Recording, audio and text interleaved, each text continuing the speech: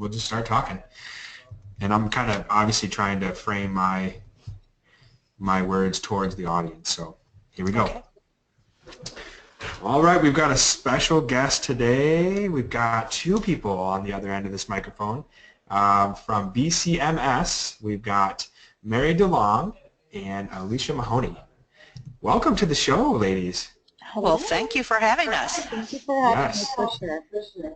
And so BCMS stands for Business and Clinical Management Services, and we actually just had the opportunity to have Mary come to our clinic and do an on-site assessment of how compliant we are in the world of physical therapy. And I'll tell you what, it was absolutely enlightening, and this was just last week, so we had you here for 3 days, and I just can't tell you how much we appreciate you coming out here and all the great things that you showed us that we need to change to be more compliant. Well, you know, Andrew, I know that there certainly are things that we feel like we should do and must do, but you also have to look at it from the positive things. Look at how many things you do right and the excellent services that you're delivering. So from that end, we look at the strengths, and then we look at opportunities to enhance that whole picture. And I can tell you it was an absolutely great experience. It was very difficult for us to go through it, but it was definitely a good experience. So tell us a little bit about, you know, your services. Tell us about your company. Before we start to talk about how great our experience was having you here, why don't you explain to the listeners, you know, the things that you do and your expertise, your background, who you are, and where you come from. Okay, well, I am a physical therapist and have been for at least 4 decades. Started out just like everyone else as a clinician, thinking I would be a clinician all of my life, and sadly found out that, you know, your body does surrender, my hands especially, and when that happened, I really looked at what could I do to still stay in the field, but maybe offer something outside of the box a little bit. And that's how I got into compliance. I'd always kind of had that type of, I guess, behavior. When I was in hospital services, I was on the fire and safety committee and peer review, all those types of things. And as I went into outpatient, I collaborated with some of my colleagues, and we all divided up areas of compliance that we needed to be aware of, because it's so gigantic. And we would share our findings. We'd meet quarterly. And so from that, I said, you know what, maybe if we provided that service to outpatient therapists and therapy practices, it would take some of the burden off of trying to research what we have to do to be compliant, and to know that the resources are validated and based on regulation. It's not just, you know, Mary's soapbox. So that's really how we started the compliance end of BCMS, and we are in 48 states. What we do is strictly focused on outpatient services. About 95% is physical therapy, but we also do provide services and compliance support and programs for third-party billers and occupational therapists and speech and language pathologists. So we still stay in the outpatient arena. And I've referred to the compliance program, and it's based on, as I said, regulations that govern us. So yes, everybody knows about HIPAA. Some people know about OSHA. We all know about labor law. We have, you know, all kinds of policies and regulations from payers, and of course we have labor. We also have the labor laws that are related to state operations, and last but not least, our Practice Act. So we put all of that into policies and procedures, which are customizable. We don't walk away. We don't give you a box and say, hey, here it is, just put this into place. We are there, we help implement, we're there for support, for Q&A, those types of things. And that's our biggest, I guess, product line. We do also audits, just as I did for you, Andrew. Come onto the site and we look at your physical plant and how it complies with regulations, billing and documentation. And again, things like, do you have personnel files, medical files, what's in them, are you meeting the regulations? We do off-site billing and record audits and a lot of education. We also have a product line that is involved with credentialing and enrollment of outpatient providers. And that really is a pretty large piece of our business as well. So that's kind of it in a nutshell. I'd be glad to elaborate on an area that you'd like me to address. Absolutely. I think, one of the ideas that really I became enlightened to is that there are definitely resources for OSHA, there's definitely resources for HIPAA, but when it comes to, our Practice Act and the regulations that each payer requires us to follow in our documentation and our billing and our coding, it's really hard to find the information out there, and we relied on our EMR system to we really felt like we were following the rules because we had this fancy, highly recommended EMR system that, touts and really brags about how, audit proof they are. I think that's even in their marketing, that they are, compliant and audit proof with all the regulators, all the payers, including Medicare. And then come to find out that really, that reliance on the EMR system is not a good idea, because what we found is, we're just really not compliant with that. And it's interesting because, you had made a kind of an analogy that the difficulty in finding the information on how to be compliant is kind of like driving down the road and not having a speed limit sign. And then you get pulled over and you're like, wait a minute.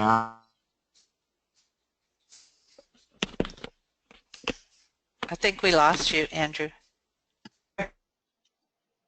Came in and did kind of a an 8-chart audit, and we haven't heard back the results yet from that. But I can tell you that's when we started going down this rabbit hole of, well, are we compliant or not, and why did they come in the first place? And so after bringing you in, we really now are we have a really, really strong idea of not only why they came in, but also what we can do in the future to make sure they don't come back, and if they do come back, we're going to be ready for them and very compliant.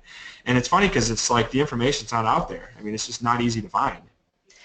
And that is one of the things that I think for a practice owner is so critical. You have so many hats on, and you have a clinical hat on, you have an operations hat on, you have compliance hat on, and you're right. Getting the information and knowing that it is accurate and current is quite difficult, and that's why we spend so much time researching. It is perpetual, and when we generate policies, as we do, we are always updating those to make certain that little things that happen, big things that happen, are on your desk as soon as possible, and certainly before deadlines. Nothing's worse than to be told, oh yeah, well that was in place about 2 years ago, and you're going, oh my God, that's a crazy thing. So, but I think the timeliness and the accurateness is something that is a challenge. Is a challenge for all the owners, and we use a newsletter, an e-newsletter, to relate things that are significant. We call our newsletter HIPAA, which stands for Seriously Important Practice Alerts. And my pledge to our clients was that this would not be filled with advertisement. This would not be something to write just because I want to get one out every month or something of that nature. There are times when we may send 2, 3, 4 newsletters in a month because information is changing at that pace. And so as regulators release things, as we get final rules, we try to distill that down to some simple language so that it can be implemented, and then of course follow up with policy and procedure if it's necessary. And a good example is 2 years ago, OSHA decided that we should all be compliant with global harmonizing, and that means that we all talk the same language throughout the world as it relates to safety and environmental health issues. So they changed how we handle material safety data sheets. They took the material word away, so we have safety data sheets now, and they implemented pictograms. Those pictograms had a requirement to be distributed to all employees and to be educated, and they're pictograms of like looks like a fire or looks like a bomb, those types of things. And so now we're implementing those things throughout the country, but providers or healthcare providers were required, not just healthcare providers, excuse me, people that are subject to OSHA were required to educate. So that went out in HIPAA, as did the colorful pictograms, so education could begin. So that's just an example. Of course, we as things like functional limitation, PQRS, all of those types of things that had some timelines and quite a bit of detail to them, we again put those in HIPAA in as simple language as we can so it can be implemented readily. And one of the things I really appreciate is your stories. You've got really, really good stories of things in the past. So I do kind of want to scare the listeners a little bit, because I think sometimes when you get a little fear in you, it motivates you to make better decisions. And just on a side note, for everybody who's listening today, the audio is a little choppy just because it's 8 degrees outside and we've got a nice winter storm happening, and I think there's just some bad connection. But you're going to have to bear with us on this episode.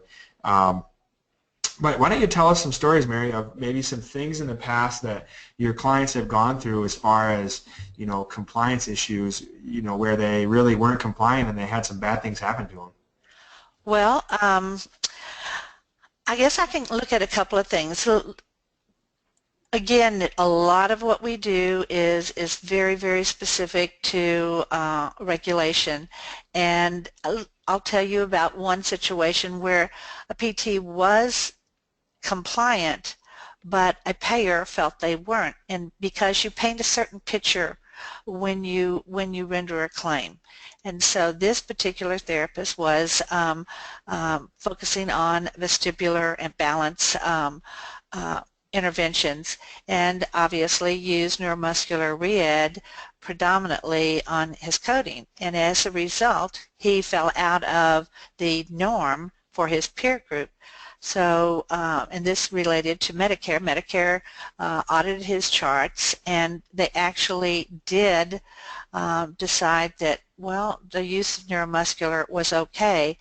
But since we're here looking at your charts, let's go in and really give this a good look.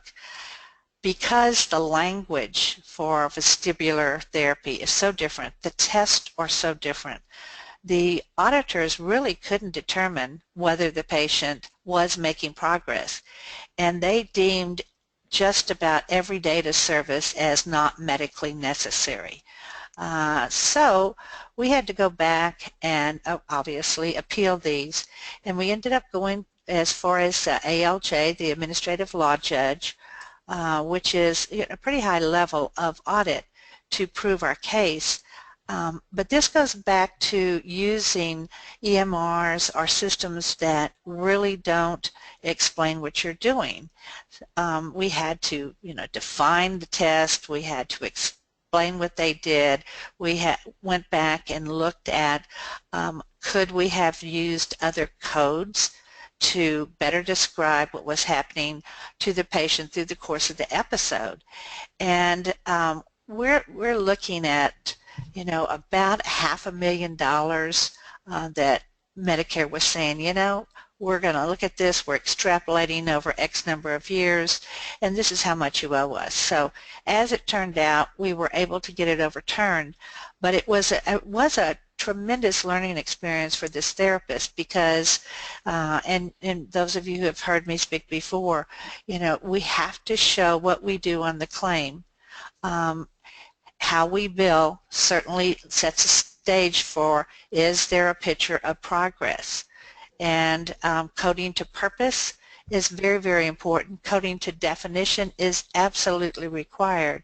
And it's just a matter of really getting that mindset, looking at those things, and taking corrective action where it's appropriate.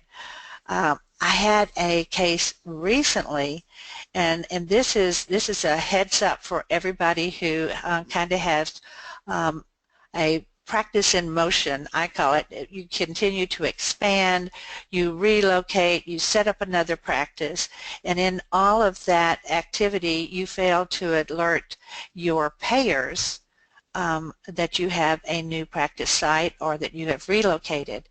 And one of my recent clients did not notify Medicare, and he added a new staff member, which triggers a Medicare audit, just a site audit to prove that you were there. They went to his previous place of business and it was empty. And strange as it may seem, even though they had a billing address, which was different than the physical address, they sent the notice to him that he was out of compliance to the vacant site. They sent their second notice to the vacant site, and then they stopped paying him. And that was the reason that he found out that, hey, what's going on? And they said, oh, well, we have revoked your billing privileges for 2 years because you were supposed to let us know that you had a new practice site, you relocated, that is the law, and we're not going to allow you to treat Medicare patients for 2 full years. In this case also we were able to work with this client and to overcome that revocation of billing privileges. But it is a serious thing, and Medicare, just like other payers, have time frames in which you have to let them know that things have changed. If you add a managing entity, if you have a new or a new partner, if you relocate, there are a number of things that you have to let these payers know, or they can revoke your billing privileges. And that's certainly a trickle-down effect, because when Medicare does that, everybody else follows suit because that's an adverse action, and it has severe penalties. Which is absolutely amazing. I mean, it's amazing to think that they can just so easily shut you down, basically. Talk about, you know, I know we have kind of a mixed audience. We have business owners that listen. We have physical therapists that aren't necessarily business owners that want to get into different areas of the field of physical therapy. Are the compliance you know, issues only going to be falling on the owner of the clinics, or are some of these compliance issues going to fall back onto the individual as well? Excellent, excellent question. Let's talk about billing, okay? And we'll talk just briefly about the False Claims Act. And the False Claims Act is exactly that. I'm not going to get into what the law, what all the aspects of the law, but one of the things is that what you do with a patient has to be represented by documentation and then subsequently on your claim. If a therapist shows reckless disregard of the requirement, they then could be subject to the False Claims Act. And that is personal to the individual, because billing is done at the individual level for outpatient physical therapy services. I know for those of you who have rehab agencies, the billing is done at the facility level, but that's only for Medicare. If that type of billing goes on for your other payers, you then still have an issue and are culpable for correct coding. So that's an area when we look at HIPAA. HIPAA, when they introduced high-tech and the Affordable Care Act, drilled it down to if there are violations, they can go down to the individual level. Now, you know the clinic also will be a deep pocket when there is any type of financial penalty, but the individual therapist certainly is accountable and has to, I guess, pony up when these violations are determined. So define reckless disregard. Okay. We've talked about that several times. And then what's the opposite of that? Reckless disregard, that's acting on known information. So if reckless disregard, and we also have deliberate ignorance. Those are two terms, they are legal terms, and they are stipulated in the False Claims Act. And so reckless disregard is when you have an opportunity to know the correct way to do things, and you say, you know what, I'm just going to do it my own way. I'm going to put my my head in the sand and just ignore it and do the way you like it. The deliberate, well, actually, I just reversed that. Deliberate ignorance is that where you don't want to know and don't tell me. I know what I want to do it, and this won't apply to me because, gosh, you know, it's just one person or it's just one little clinic, and we can go on and do our own thing, versus doing the right thing, reaching out to get your information, looking and verifying that the source that you use is accurate, and giving it your very best to comply with the requirements. So, you know, that's one of the things when you and I were talking about EMR products, we do often rely on those entities. They're not always correct. They're not always comprehensive. So you have a responsibility as an owner, but also as a practitioner to say, hey, well, I got this information and I can't find it, I can't get to it, I can't utilize the software appropriately to get this information in my documentation. So you would be reckless if you didn't pursue this, and you know, you just really have to go the length to get it resolved. Right. Deliberate ignorance feels so much better when you just ignore things, and you know that's so much easier. I wish that I could just do that, but the reality is you can't, and you just have to be, you know, you have to be proactive and really kind of stand up for, you know, your license and your ability to be a PT, because it can be taken away from you real quickly. Well, and you know, I remember one time I was giving a presentation, and this therapist kind of raised her hand, and she said, you know, how long has this been out? And this probably maybe was, you know, 3 or 4 or 5 years ago. And I said, since 2006. And she said, you know, what rock have I been under? How did I miss this? And, you know, I said, well, you know, if you're just focusing on clinical things, when you see compliance or you see billing and coding and all that, you put that, you know, on the shelf. I'll get to it. And that's unfortunate because it can have severe ramifications. Well, you know, Mary, and offer in the perspective from a employee or a staff therapist, like what Andrew said, it's hard to find a lot of that information, and it almost seems so daunting. It makes you not even want to pursue finding it. And that's what was nice, you know, on my end when you came to our clinic and spoke to us on Friday. It's like everything that you said, it just felt like it was anchored in truth, and everything was kind of right there in front of us. We didn't need to go out and search for it because you've already done that. You've already kind of gone to all these different resources and found out the truth of it, which then you presented to us in a way that makes it doable for us to implement, and not this kind of this daunting task for implementation. And you know, and then that gives, it's nice because it gives us more confidence with doing our documentation. Like you said, I mean, each individual therapist, we each have our own license number that's on the line if we're doing fraudulent billing. And so it's nice on our end to have the confidence when we are doing the documentation. Hey, you know, now we know we are being compliant, we've made strides, it's up to us to now put into play what you laid out in front of us.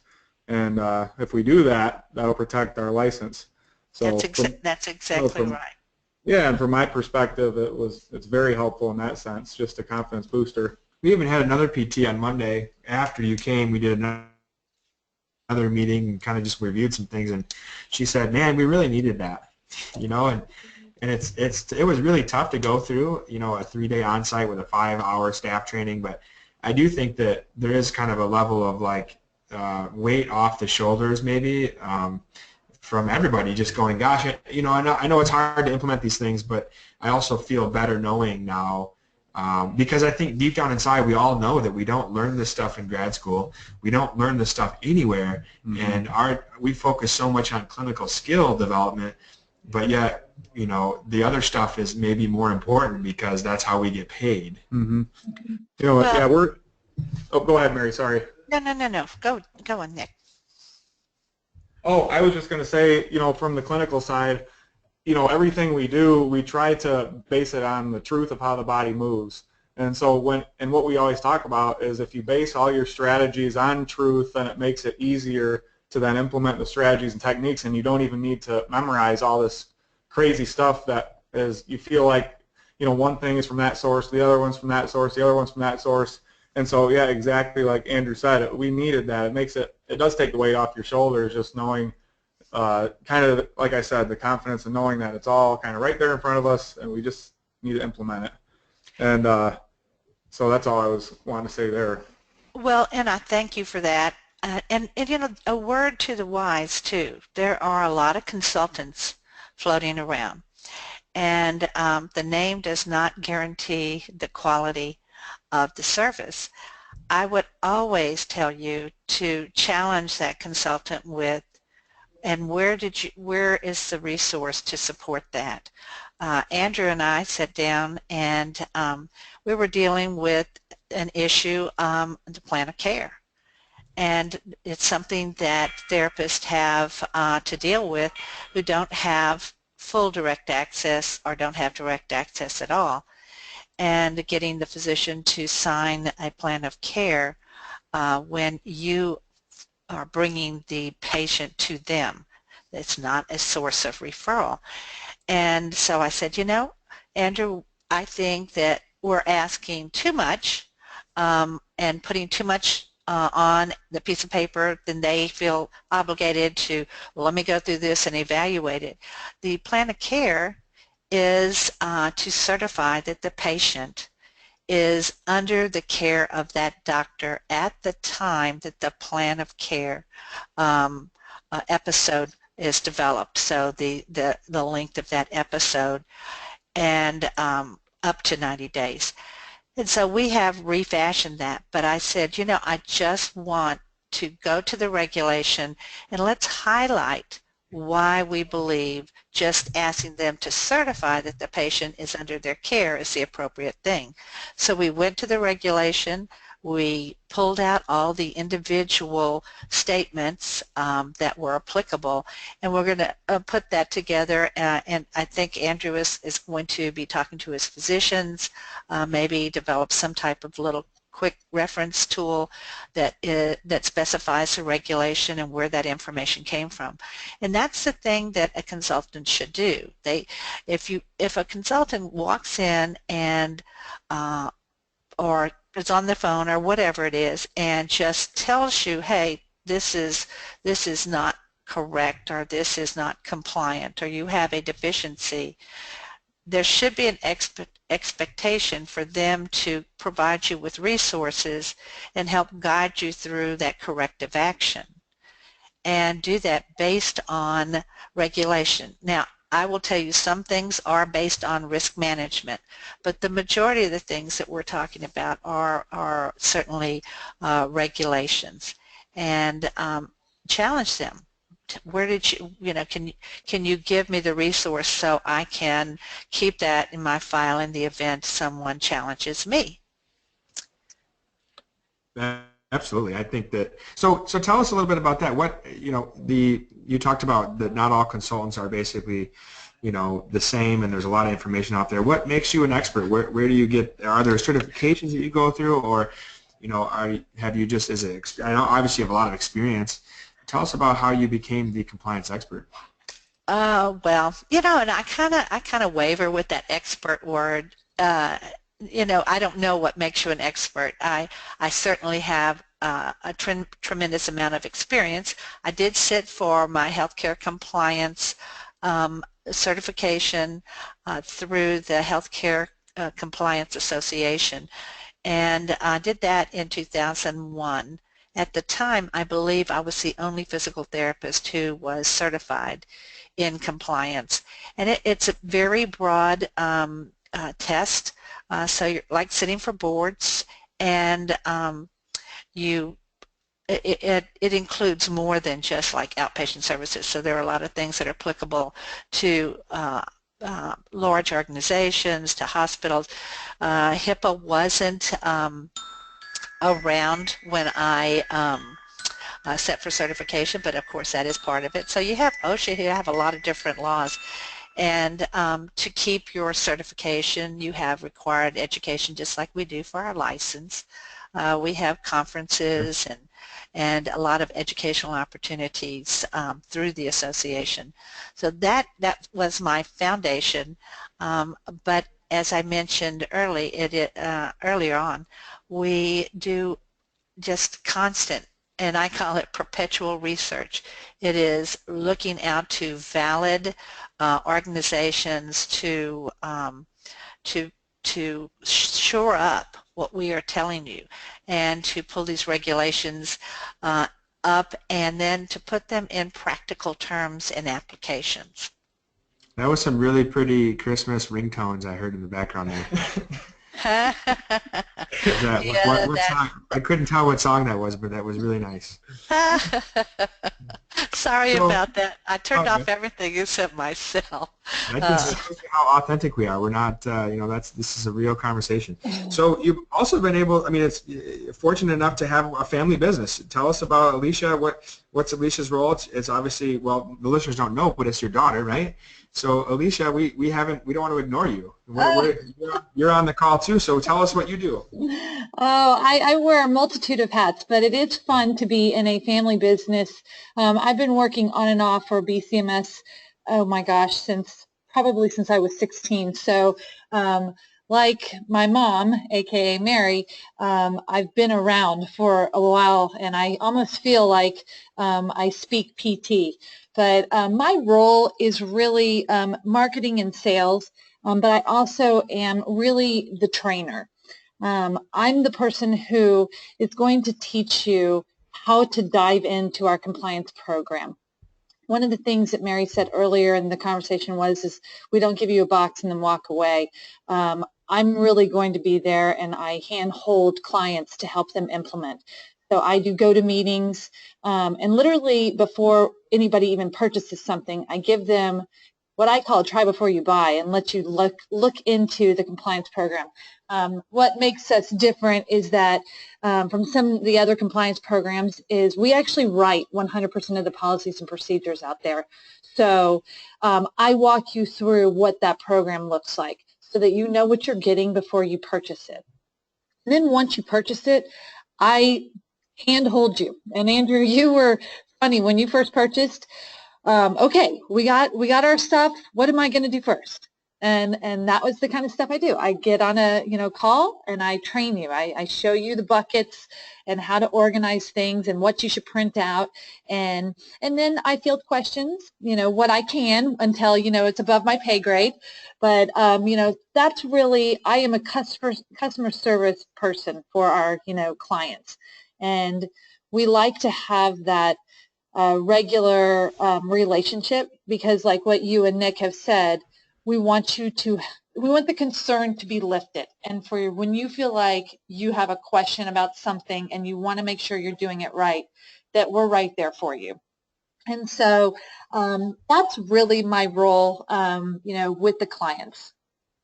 And I think that's really, really important, because so many times I think we buy things, whether it's an EMR system or, something that's out there that, and the support that comes along with that then just goes away, after, you purchase it, or, even before. And I think it's really important to be able to have that team of people that are always there for you, that kind of walk you down the path. And I can tell you that what you just described has been exactly the experience I've had with you, and it's been really helpful, because this whole stuff, all this compliance stuff, is so painful for me to go through, because I don't like it. And so it's hard to pay attention, it's hard to listen, it's hard to know where to go next. And you guys have been really, really good as a team, but especially you, Alicia, just helping us when we need help, being there, and just taking the time. I mean, it's funny, I'll send an email out and then all of a sudden, we're on a call 10 minutes later. Yeah. And that's just an absolutely great feeling to have. Yeah, no, I had a client, it was really cute. She called me yesterday, or actually 2 days ago, and I was having computer problems. So I was on my son's horrible, horrible laptop that I have no business ever using again. But she was trying to do one of the features that I kind of teach you, which is, this find and replace, which is pretty simple. If you know Microsoft Word at all, it's a simple little thing that, is inside of our programs. But basically, it makes all of our manuals become yours with, one click. Well, she was stuck because she was on a Macintosh. And of course, it didn't look the same as what, the training had shown. And so, because I record all of the training and send it to you in a YouTube so that you can go back and look at them, if you want to go that way, or you can show it to other staff members, etc. And so I got her and I was like, okay, let's get on a GoToMeeting and we're going to share your screen so I can look at yours. And we literally played around with it until we figured out how to do it, on her Macintosh. And she was so funny, because I think she thanked me 10 times. And I was like, I'm just doing my job. I just want to make sure you can get this done. I mean, I don't want somebody not doing an easy feature because of a technical difficulty. And so it's, I will say that this job affords me the opportunity to work with unbelievable people, because I have always been a huge fan of PTs, and then to provide relief and and assistance has been awesome. So thanks, Andrew. I appreciate the kudos. Well, and I will say this, while we do write all the policies, one thing, and Alicia said with the click, it's yours, not quite that simple. We don't want to mislead people. The click means you can put your name, you personalize the policies. Each policy has some variables, and those variables need to fit your clinic. Otherwise, you have a compliance program that could be the clinic next door or whatever. So there are things and choices you have to make, and we guide you through those. So we use a color code system, and it tells you if it's this color, you can modify it. And we'll work with you on those things. So there is personalization with the one click, but the customization is really something that then turns this into your compliance program, which would not necessarily be the same for the next guy. And you guys are so organized. I mean, what you're giving me, and you guys can find things so fast in all your manuals, so we really appreciate that. So, well, yep, go ahead. Oh, I was going to say, and that's very much of a compliment, and that's what I always have said is my strong point, until we brought on Teresa, she's my daughter-in-law, so we keep expanding the family business, and she is teaching us process improvement, which is, it's truly a science and an art put together. And so we want to make this even better and smoother, and how can we make certain that this is the best and easiest method for our clients to use. We love it. It's been one of the best experiences we've had, and we're just really confident moving forward.